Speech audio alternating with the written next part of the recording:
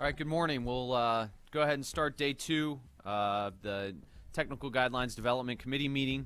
Thank you all. We have a packed room again. I want to remind everyone again, please silence your phones, whatever else may ding or ring here today.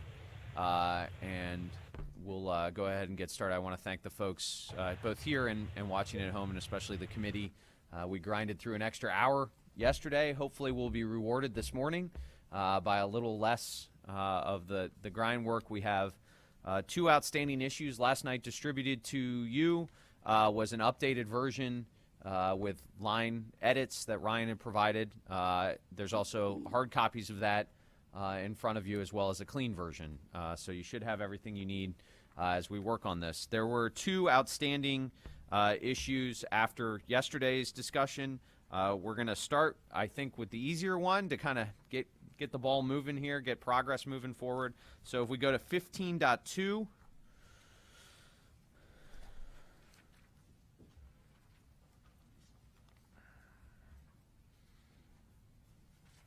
And you'll see in your marked up copy, Diane had correctly pointed out, right, I think that, or Lori, that there was a need for a grammatical or edit on 15.2 such that it would read, currently it reads, the voting system generates, stores, and reports to the user or election official all error messages as they occur. The proposed edit is to remove to the user or election official so that it would read, the voting system generates, stores, and reports all error messages as they occur. Any objection or comments on that? There's an extra space. Can you hear me? There's an extra space between all and error. Got it. Okay. Can we assume that the report as they occur includes just writing it to the log file? I have sudden visions of the real-time audit, printed audit log that we had in Texas for many years. Yeah, right.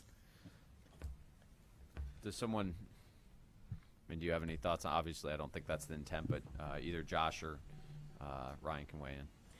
Yeah, from my perspective, I do not see that as, I don't read it as that way, and I don't think that's the intention. I think that it is solely the system would create, store somewhere either within the system or produce a record of some sort which could be generated to a report. Duly noted and recorded. Thank you. Josh Franklin here. The only thing I would really be worried about is just frivolous error messages or just, system level error messages that aren't pertinent to the, voting process. But that was possibly an issue with it be forehand. So. Yeah. Okay. Any objections to that change? Okay. 2 quick typos on Principle 4 and Principle 9. We have misspellings on the headings. I think it's BLE instead of BILE.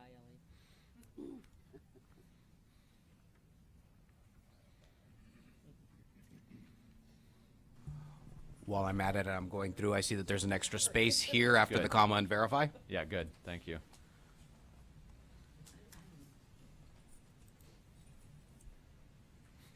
Autobile. Actually, let me keep it in track. Great. Changes. Congrats. Sorry. Okay. So that brings us back, or we could just be done, but that brings us back to 10.2. 10.2 was a discussion we were having yesterday on the connection back between a voter record or a record and the voter. And the conversation we were having, we kind of left it up in the air. There was a recognition that some states require this, some states don't, and the understanding that even in states that don't have a law, perhaps provisional balloting and other issues may arise. So further discussion. Currently it reads, the voting system does not produce records, notifications, information about the voter, or other election artifacts that can be used to associate the voter's identity with the voter's intent, choices, or selections. I believe there's a conversation or a proposal to add the voting system does not produce, what was the addition? yeah, contain nor produce records. So the proposed added language would say the voting system does not contain nor produce records, notifications, information about the voter, so on. So I entertain discussion on that to resolve that. Or acceptance. Do we have to put the caveat in, unless required by state law? I mean, we haven't included the state's requirements anywhere else in this, which is, I think, that would not be a good thing to add. But there will be situations where that is required. Thoughts? We have not done that anywhere else in the document, and I think that everything that we do is subject to state law. And I just think that that's a bad idea, particularly in that case, too. And remember, they're voluntary guidelines, so if a state didn't want to comply, they would have a choice, but, oh, sorry. Right. The question that we have to come back to is in testing, and perhaps this is in the requirements, that we simply have to make sure that in the requirements that this ability, if it exists, must be able to be turned off. And we handle it in requirements. Yeah, because I think the concern there is you couldn't get a system through EAC certification if it has that ability to actually record that, because the state may require that. How do you address that issue? If you're taking the hard line to say, I can't do that, to your point. So Exactly. I agree. There's got to be something in there.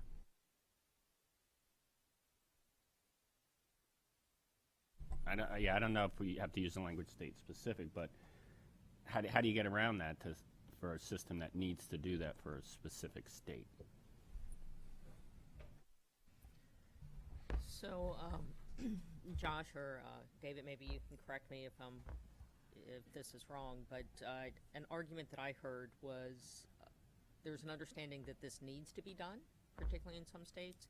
But the question is, does it need to be done inside the voting system, or can that connection be handled outside the voting system?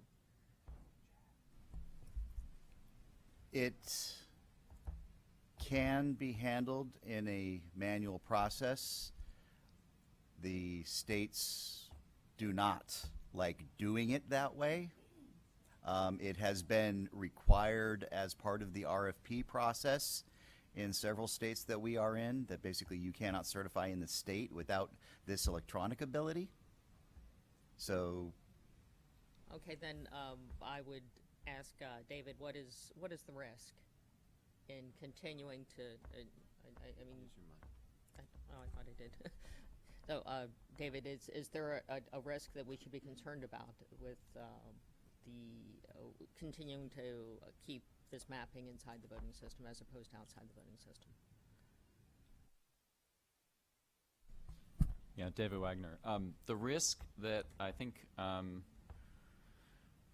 we're concerned about in the discussion in the working group is with keeping this tie, this association between the voter selections and the voter identity in the voting system on one media, digital records, is that opens up a risk of hacking, which could happen at a large scale if this is routinely kept in the electronic records. And I think one of our values in elections here is the secret ballot.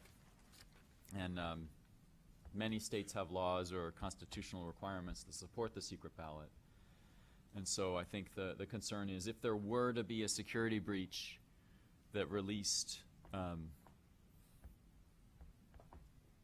here's a mass of voters and here's how they voted, then the consequences to the public of seeing that's been released, the same way that my social security number and my credit card and my personal details have been released in other data breaches, would be not a desirable outcome. So I think the concern maybe is especially heightened when we're talking about digital records and when we're talking about this linkage being kept within the voting system on one type of media.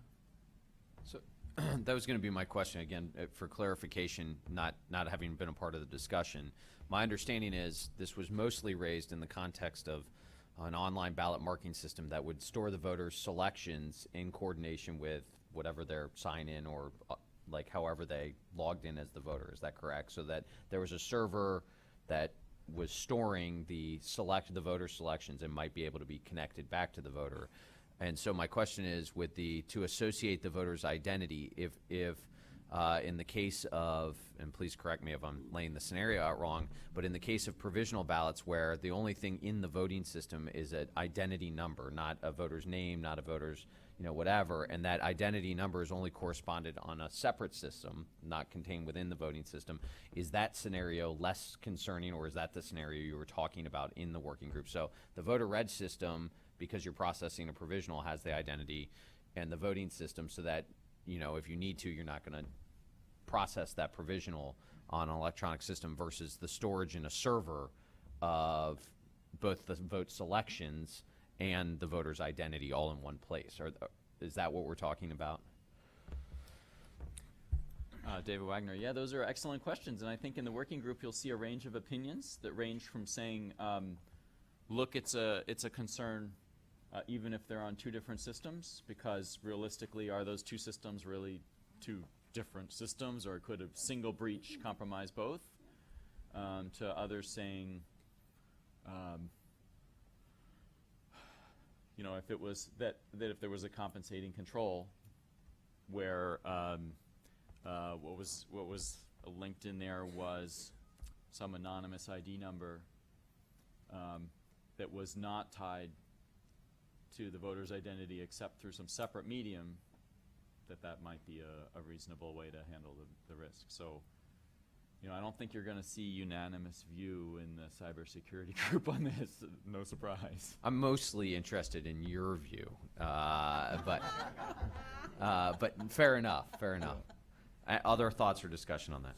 So for me, in New Jersey, we do require the secret ballot. So I would want that language in there, obviously, for that. But I see the bigger picture for those jurisdictions that go the other way and need that. So I guess the question is there a way to put some kind of language in these high-level principles or not?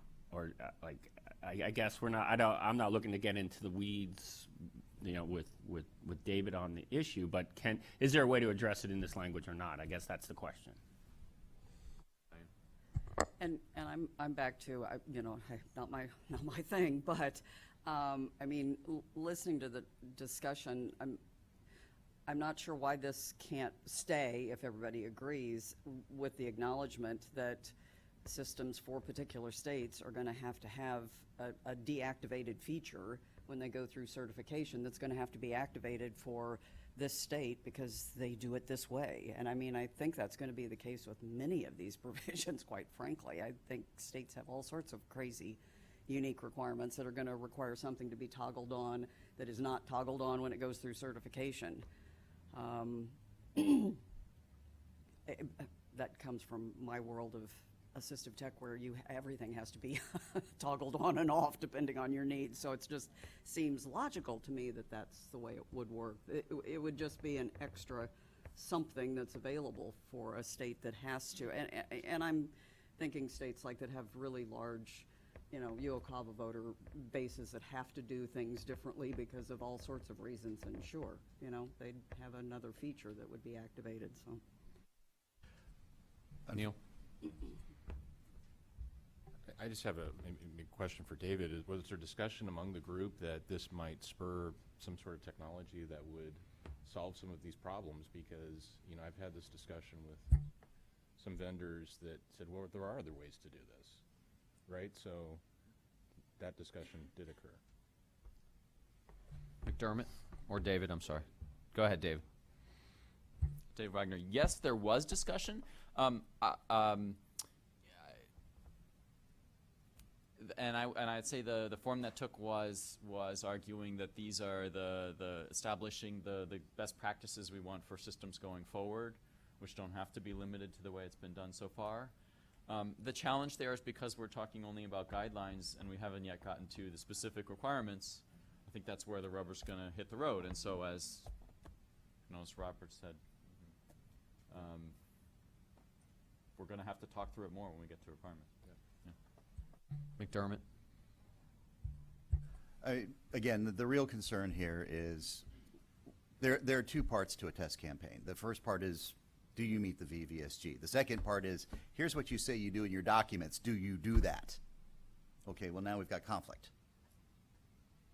I mean, as long as we all in the requirements level, we say, yes, we understand that as long as it must be able to be turned off, then we're good. And so we just have to make a note of that for when we put together the requirements, that the capability can exist. It just needs to be able to be disabled. Mary?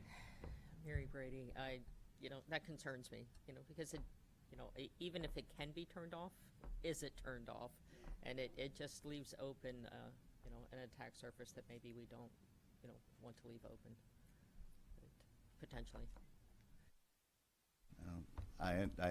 I have gone through the process of attempting to change a state law. I bear the scars of it and wake up screaming at night. So I would prefer not to go through that again. I mean, in the end, the challenge here, if we don't put any language in, we leave this as it is, and there's not anything here or in a requirement recognizing whether or not you can turn it off or not. If it's in a state law, the system's going to have to, and so that's the hard part here, right? I mean, I don't disagree with you, but if a state requires that a system be able to do this, a manufacturer's going to build a system that can do this because they want to be able to sell it. So that's a tough one. Bob? So I have a concern of just having the ability to turn it off. I'd almost want it as a different version. I'm purchasing the version that has it versus the version that can turn it off. Because if it's accidentally turned off or somebody does something wrong, all of a sudden it's a year later and they're like, well, I didn't realize it was turned off. So I have a concern of just making it as simple as throwing a switch on and off. I appreciate your concern. I also have a concern of bifurcated development paths, multiple certifications. I mean, the cost of that is significant. So, I mean, I agree. It's not an easy answer, and Yes. I'm with you on not having the ability to not be certified with that requirement. But I also I'm not in agreement with just making it an on-off switch. I think that to me is right. Well, problematic. and it's never turned on for everyone. It's never a universal. And I mean, at least in our particular system, it is under certain specific session types and certain specific situations and so on and so forth. So it is never a default setting by any stretch of the imagination. But we do have to do it. Is there any, and the answer likely or could be no, is there any way to alter this guideline to capture what needs to be captured, but I don't know, change it, or is there a way to edit it to recognize this without adding, I agree, I tend to agree, but it's your all's call that adding something like unless states require it, we don't have that anywhere else, and it doesn't really fit. But are there any suggestions on possible wording or otherwise? The only thing Diane Golden, the only thing I can come up with is routinely. The voting system does not routinely contain or produce. Because what I'm hearing people say is that it's a one-off. It's a extenuating circumstance, certain voters, certain situations, provisional ballots, under certain conditions, this doesn't apply. Now that puts a lot of pressure on the requirements then to flesh out all of those, what's routine and what's not, through the certification process. And I don't know if that's even doable, but. Josh? Yeah, so we had a proposal here that basically split it into two separate guidelines. The the first guideline says the voting system does not directly associate the voter's identity with the voter's intent, choices, or selections, which seems pretty reasonable. And then the second guideline says the voting system does not retain after the final counting of an election any records, notifications, information about the voter or other election artifacts that can be used to associate the voter's identity with the voter's selections. Basically saying that this is, possible up to a point. I thought McDermott said there were situations where even after it had been cast, you had to keep that association and pull it back. The person passed away, an early vote. So I'm not sure even that's wording is gonna get it. I don't know. It's Fair not my play. thing, again. David? Diane, does the use of the phrase final counting address that concern? Yeah, ask McDermott's gonna know more of the situations about, that's what I said, trying to craft something that addresses every one-off situation is really whatever you think. Final canvas, as opposed to So- final counting. There's at least a proposal to add a 10.3 essentially. So 10.2 would now read, the voting system does not directly associate the voter's identity with the voter's intent, choices, or selections. And then 10.3 would read, the system does not retain after the final canvass of an election any records, notifications, information about the voter, or other election artifacts that can be used to associate the voter's identity with the voter's choices. Neil. I would just add, McDermott, I think that you touched on with certification, because the canvas sometimes can stay a little bit open. I mean, if you really want that finality, it's going to be the certification. Okay. And I don't know if that is in, so. All right, certification. I do have a question on 10.3 that I'm sure there are many ways to handle, but does that mean the voting system itself knows when final certification has taken place and removes those records that otherwise it was keeping because it needed to? I mean, what kind of functionality would that, are we asking there? And maybe the requirements would have to handle that, but What you're just raising. asking is for it to change the voter cast cast vote record, which is probably not what you want to do. David. David Wagner. What I do think that this would have to be fleshed out in requirements, and what we're writing here is the high-level goals that we have for a voting system. But what I would envision is that that's provides multiple paths to meet this. One path to meet it is,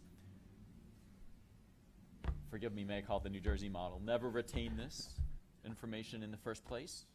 And the second path is retain it for a limited time, but know the time at which the linkage has to be destroyed. I don't think that would have to require changing cast vote records, but destroying the linkage that would allow them to be tied to a particular identity. So if you want a voting system that simply never retains this information in the first place, then the voting system doesn't need to know when the final certification is. But if you do want to do this option, this of retaining something, then at least it must be destroyed by that point. I think that would be how I would interpret this language. Other comments or thoughts? And what David's suggesting is a reasonable implementation. You just have a separate vote file that gets destroyed basically after a certain period of time. Okay, other comments?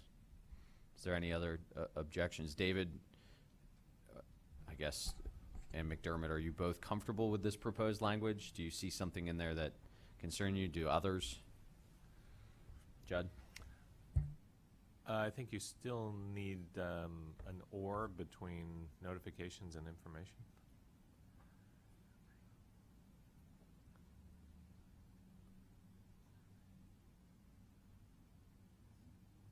take the, well, it's okay.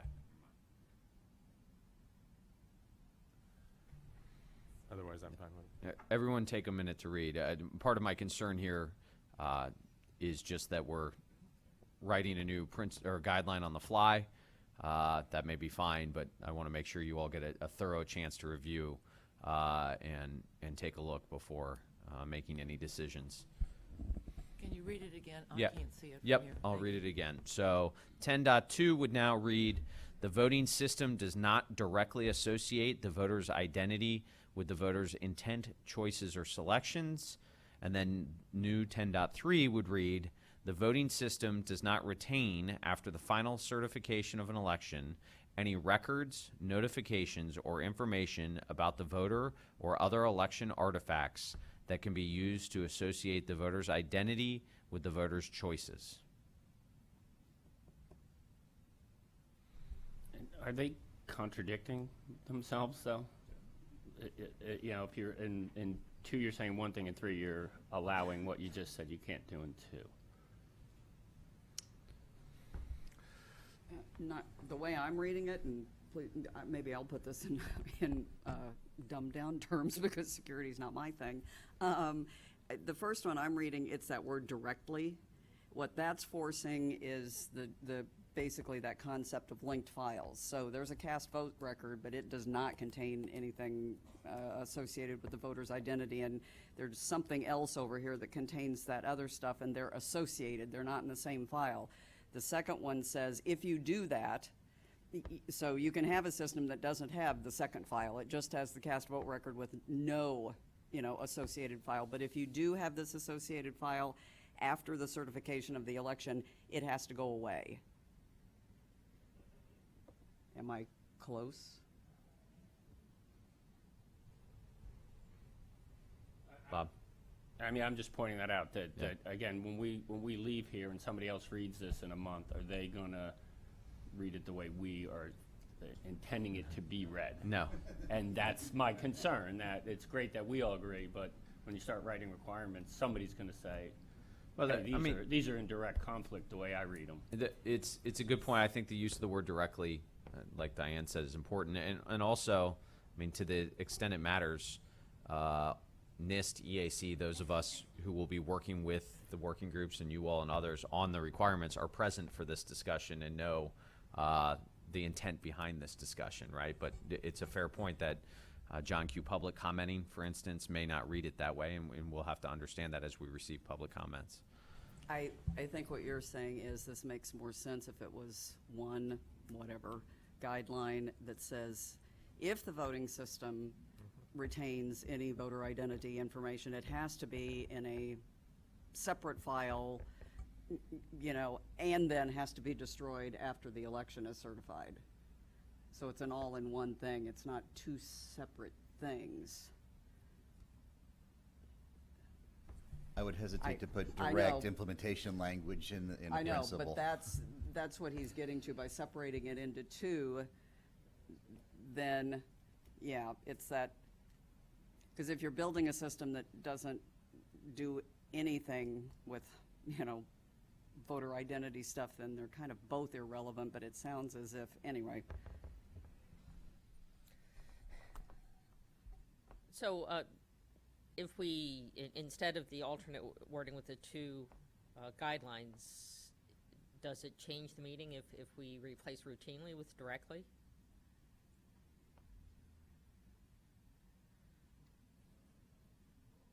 Thoughts on that? So it would now read, the voting system does not, so we're going back to the original language of 10.2. The voting system does not directly contain nor produce records, notifications, information about the vote, or other election artifacts that can be used to associate the voter's identity with the voter's intent, choices, or selections. Greg? I think she, Mary, not to speak for you, but you were inserting the word directly right in front of associate, right? That's what I thought I heard you were saying. No, I wasn't, but that's, we can certainly consider that. Mhm. Because I do think it's the association that we're concerned about, so that's.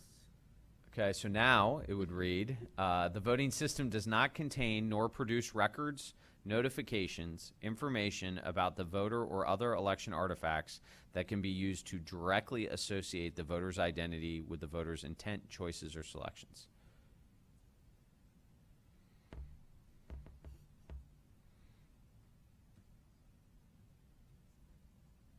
David. I'm not sure about how that would be interpreted.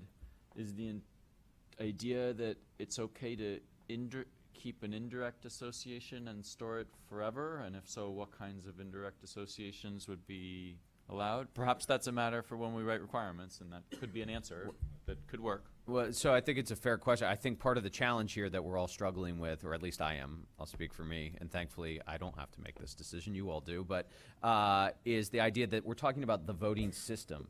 And so directly would be within the voting system, right? Whatever those 17 functions as we've defined the voting system. Where that wouldn't be direct is within a separate election system, whatever that separate election system may be, because we don't test or certify that. So that would be an indirect link, in my opinion, because we don't test or see that. If it's not fulfilling one of the 17 functions and therefore part of that voting system, but the voting system contains information, and another indirect system that we don't test and certify contains information to allow for this, I think that would be an indirect link. And part of the challenge here is we don't test or certify those systems, right?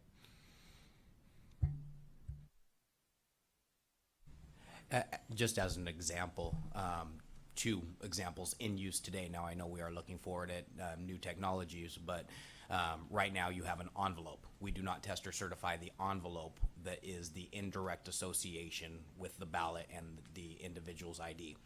The second piece would be an electronic poll book. We do not certify or test electronic poll books, and there may be a linkage whereby the electronic poll book creates an ID, and then that ID is then carried forward into the voting system. So there is a indirect association in 2 different systems, one in which we, the EAC, test and certify, and one that is outside the scope. Other thoughts or comments?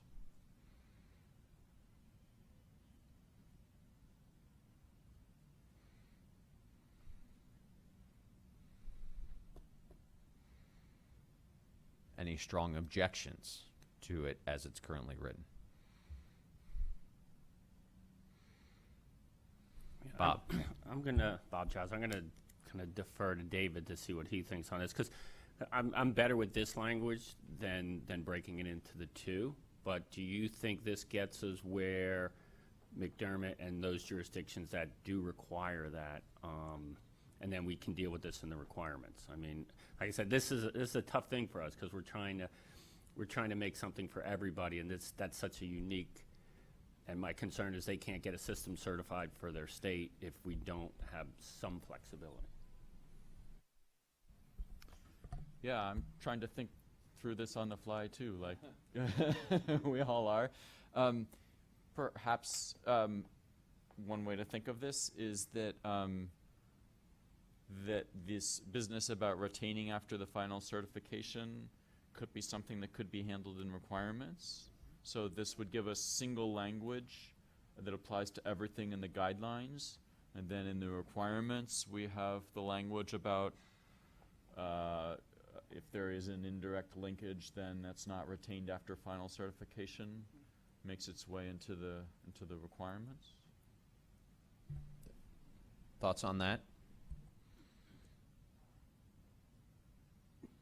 Certainly with the requirements going through the various working groups, that could be captured here and through you all. That could be captured here and through the working groups to ensure that remains. I just have more of a procedural question. So, like, whether it's the minutes of these meetings, like, is our intent brought out? Like, when they pass legislation, you have legislative intent. I mean, does that become part of when we start writing the requirements? Can, if we say, well, this is what we intend, is that somehow brought forward to those? I know we're part of the process, but I'm just curious if there is a way to do that, because there's going to be other areas where we definitely have a certain intent that we believe the guideline means. Sure. So, and Ryan and Josh and Mary can certainly weigh in as the people working on the requirements with the working groups. But one is there is a record of this meeting. We're all present for it, and we're all participating, including you all, both through the working groups and through this group, this committee, in the requirements development. And so to the extent that your intent needs to be captured, there's a variety of inputs. For instance, David, as one of the leads on the cybersecurity working group in the requirements review, can remind all of us, hey, remember we talked about final certification in this indirect link, right? And so there's a variety of ways to ensure that. Plus, you know, those who will be working on the requirements, Josh specifically, is sitting here hearing this discussion. We can capture it that way. So, I mean, I think so. But it's also important to remember that it's you have to stay engaged in the requirements development to ensure the capture of your intent, you know, if it's important to you. Judd. I think what he's saying is that we are the founding parents of the founding fathers, parents, mothers and fathers. So I think Lori and I are talking over here. I think we're both uncomfortable with the idea that we would be creating a provision that where you could potentially get to the identity of a voter and link intent or link their choices to that voter. And these are the new rules. So I would propose that we just take out the word directly, and that the producers produce to that standard, and states that have laws that are different from that have to change their laws. Whoa. Okay. Says the state election director rep. Lori, do you want to weigh in? How many states are we talking about? Anybody know? Use the mic, please. McDermott Coots, I do not actually have a complete list. I know that this is required in at least 3. I guess I'm just fundamentally having a challenge with creating a standard that says that that's okay. Okay, so the proposal on the table, and there's at least some. Did you want to add something? I'm sorry. I was just going to say, I am aware of 3 as well, with the direct association and indirect, every one of them through provisional voting and vote by mail envelopes and the like. I mean, and I agree with Judd and Lori. Fundamentally, I have a concern about that, but I'm looking at these 3 jurisdictions that, how do we address that in the bigger picture? Or do we just leave it and deal with it in the requirements to say, you know, we have three states that do that, and how do we address those 3 if we're trying to create a standard for the entire country is I guess where I'm getting I'm getting hung up a little bit on. Yeah, so the question on the table, which I think Bob just summarized nicely, is that this body, this committee, has a decision to make, knowing that some states could be directly impacted, or they could find ways working with manufacturers around it. Does this body essentially want to say, via the VVSG, that this guideline is setting out an expectation that is valued in this community, or at least by this committee, in the form of ballot secrecy? Is that a statement you all as a committee want to make via the voting systems and the VVSG? Yes. So that's the discussion at this point in time. That would be where I would put my lot. Other thoughts on that? Go ahead, Neil. You know, actually, in rethinking this, I agree with Lori and Bob and Judd. As an election official, I don't think that's a good thing to allow that at all.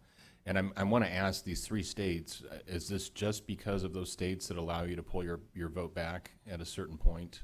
Is that the issue? That is my understanding, yes. Okay. Do those 3 states require federal EAC certification? I know 2 of them do. I'm not sure about the 3rd. Well, I know McDermott's not going to like this answer, but I agree. Make them change the law. I mean, that's... We can't, I mean, to be clear, we can't make them change the law, right? That's nor can you. Diane. And I think I understand this, but basically, if we take the direct back out and we go with the standard, then the VVSG certification requires the system to do X, And if those 3 states want it to do something else, then they're going to have to negotiate that with the vendors. And it's going to be something in addition to, beyond, separate from the VVSG certified system. Is that correct? That is, which happens, by the way. That's not uncommon, not in favor or against, but we do have situations where that takes place. So if 2 of them require EAC certification, how that, and I guess that's what I'm grappling with. How do they come before you to get an EAC certified system that directly is in conflict with this guideline?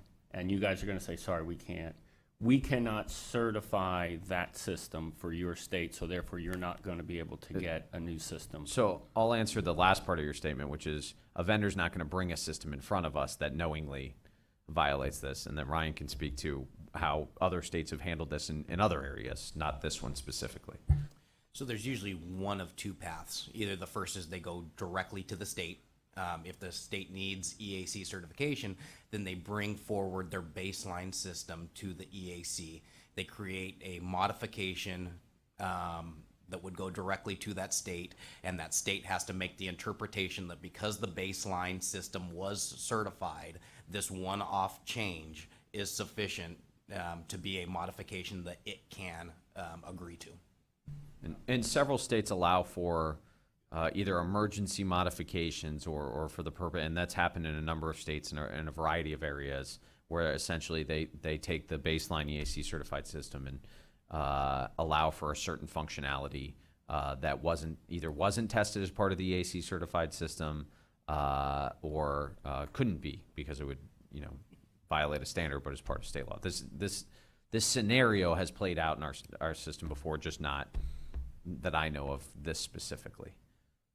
Okay, so they wouldn't have to change state law. They would just modify their acceptance procedure. They would take the baseline EAC certification and go back in and say, for this one component, and I don't know if you've dealt with this or not, McDermott, for this one component, we will test it ourselves, or we will, just allow that to not be part of the certification. And if that's currently happened, then I'm fine with Again, taking that may or may not be available to these states. It's going to depend on the state, and it's going to cost McDermott or someone else some amount of money. So, I mean, that's the conversation.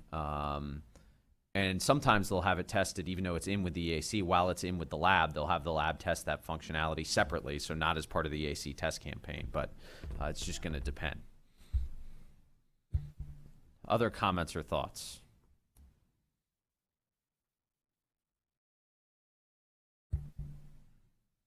Currently, as written, it would contain nor produce records.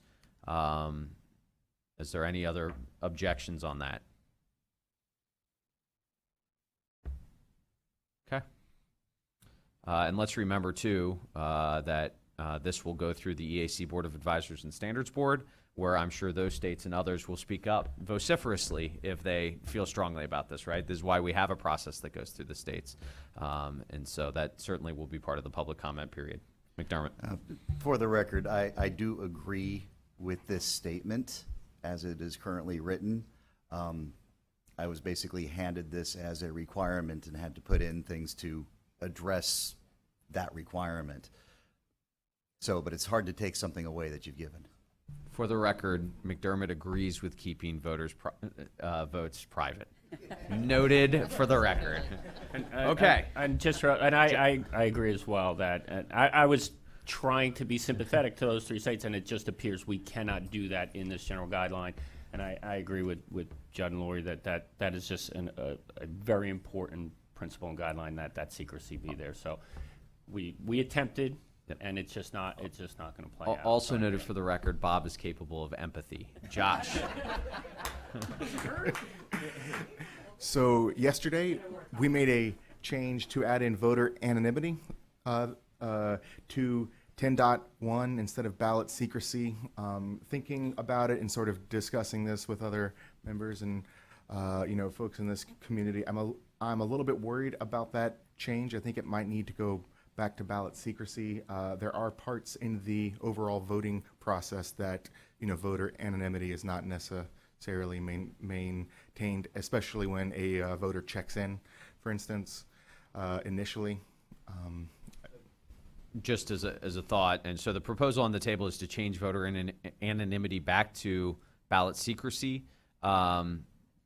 Just as perspective, the overarching principle references the voting system protects the secrecy of the voter ballot selections, right? We're not testing the entire voting process, but conversation around changing voter anonymity back to ballot secrecy. Any thoughts on that, David? I too have had second thoughts about that. I don't think it's really voter anonymity. That's not the right word. Voters aren't anonymous. I go to vote and I say my name and I check in.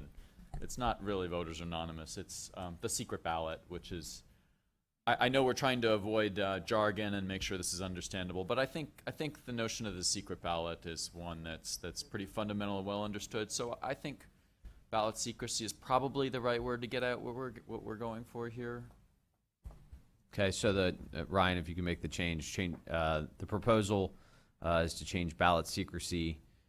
So it'll read, ballot secrecy is maintained throughout the voting process, which is how it originally read yesterday. So now we're changing our changes, which is okay. Thoughts on that? McDermott, I know you were the one that raised that. Do you feel strongly on that? Okay. Okay. There was one additional typographical error that Bob brought to my attention this morning on 1.2. There was just a space between the word operating and the period, which was deleted. And then Mark brought up a question regarding 3.2. Okay, Mark?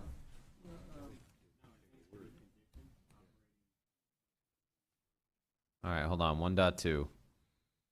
Operating, we're missing a word. So it should, 1.2 should read, the voting system is designed to function correctly under real-world operating conditions. Everyone good? Okay, Mark?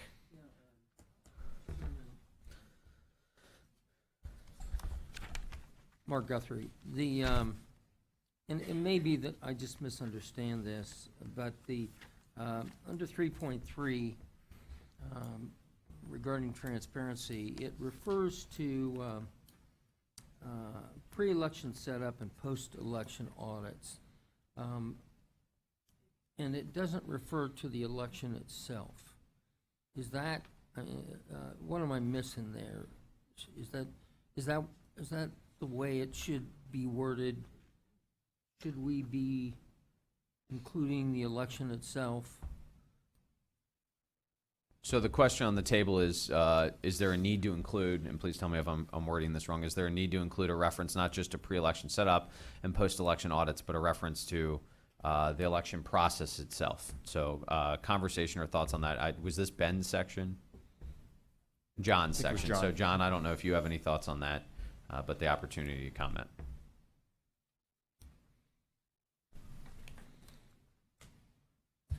When I came up with the wording, I intended it to be ballot secrecy, pre-election through post-election is what I intended, as opposed to only before and only after. So we would change, the proposed change then, according to John, I think, is to change pre-election setup through post-election audits. Correct. So the 3.3 now currently reads, the public can understand and verify the operations of the voting system during pre-election setup through post-election audits. Comments or thoughts? Does that address your concern? Thank you. Any objections or thoughts on that? So just to note that post-election audits isn't the end of the election. So do you want to go to certification, or are you only worried about the equipment, in which case you would only go to the audits? So Judd's, I don't know that you're proposing, but asking, is there a need to, instead of just referencing post-election audits, to reference instead through final certification? Is that correct? So it captures the whole. Any thoughts on that? I see some head nodding. Bob? Should it be from, not during? From pre-election?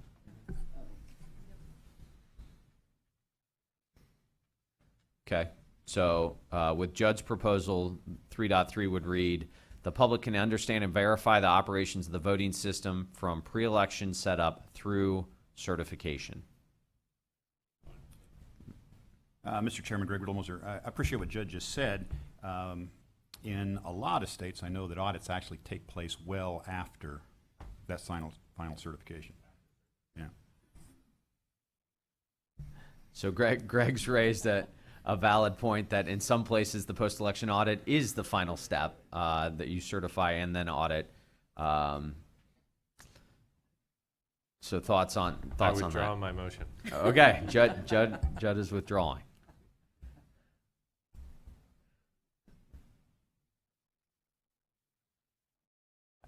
I mean, I'm sorry to do this. I'll apologize now. Some states don't even have a post-election audit.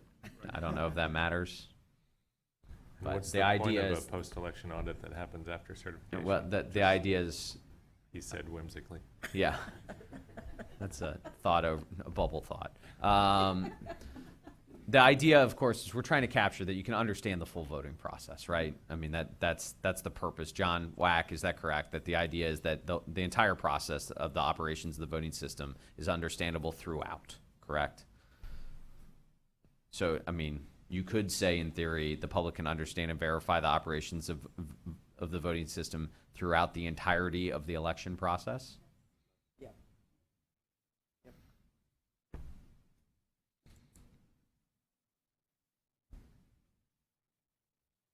Any thoughts on that? John Wack, does that capture? Okay, I got a thumbs up, which I'll always take from John.